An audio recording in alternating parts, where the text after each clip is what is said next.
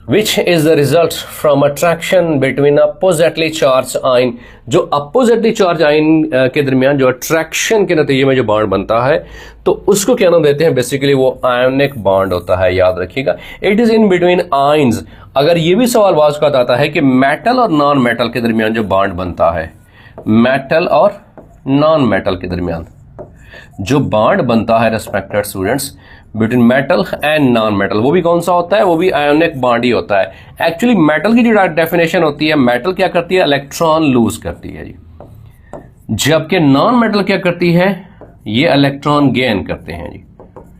तो इलेक्ट्रॉन देना और लेना, ये मेटल जो है these are electropositive in nature, याद रखिएगा रेस्पेक्टेड स्टूडेंट्स, ये इलेक्ट्रोपॉजिटिव इन नेचर होती हैं जी। क्यों, अपना इलेक्ट्रॉन लूज करती हैं। नॉन मेटल क्या होती हैं, they are always electronegative in nature. क्यों, क्योंकि वो इलेक्ट्रॉन एक्सेप्ट करती हैं, इसीलिए नॉन मेटल क्या है, ये इलेक्ट्रोनेगेटिव है।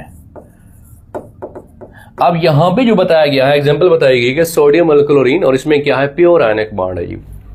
अब अगर इसके डिस्क्रिप्शन के हवाले से थोड़ा सा देखा गया कि सोडियम क्लोराइड में आयनिक बॉन्ड किस तरह से बनता है, तो हमारे पास सोडियम और साथ में क्या है, क्लोरीन है जी।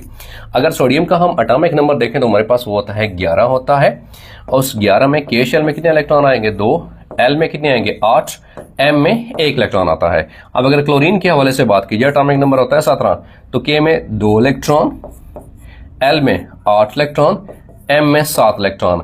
अब रूल यह है कि जिस एटम के पास 3 या 3 से कम इलेक्ट्रॉन होते हैं वो क्या करता है, वो डोनेट करता है, और 5 या 5 से ज्यादा वाला क्या करता है, वो गेन करता है। अब सोडियम के पास वो एक आखिरी शेल में इलेक्ट्रॉन है, तो सोडियम क्या करेगा, अपना 1 इलेक्ट्रॉन लॉस करेगा। अब सोडियम है, ये अपना 1 इलेक्ट्रॉन लॉस करता है, 1 इलेक्ट्रॉन लूज, और इसके ऊपर क्या आ जाएगा, पॉजिटिव चार्ज, क्योंकि एटम तो एज ऑल न्यूट्रल होता है, और 1 इलेक्ट्रॉन चला गया तो पीछे कौन सा चार्ज रह जाता है, पॉजिटिव चार्ज। ठीक है, इसके ऊपर पॉजिटिव चार्ज है। क्लोरीन क्या है, इसका आखिरी शेल में 7 इलेक्ट्रॉन है, इसको ऑक्टेट पूरा करने के लिए 1 इलेक्ट्रॉन चाहिए, इसी वजह से क्लोरीन क्या करेगा, +1 इलेक्ट्रॉन, ये इलेक्ट्रॉन गेन करेगा। तो ये इलेक्ट्रॉन गेन कर रहा है, इलेक्ट्रॉन पे चार्ज नेगेटिव है, जिसके ऊपर जाएगा उसके ऊपर लेबल भी नेगेटिव का लगा देगा, सो -1। अब सोडियम इलेक्ट्रॉन देने वाला, क्लोरीन इलेक्ट्रॉन लेने वाला, सोडियम क्या बनेगा, ये केटाइन बनेगा रेस्पेक्टेड स्टूडेंट्स, मतलब पॉजिटिव आयन, और ये बनेगा हमारे पास क्लोरीन, ये एनाइन है जी।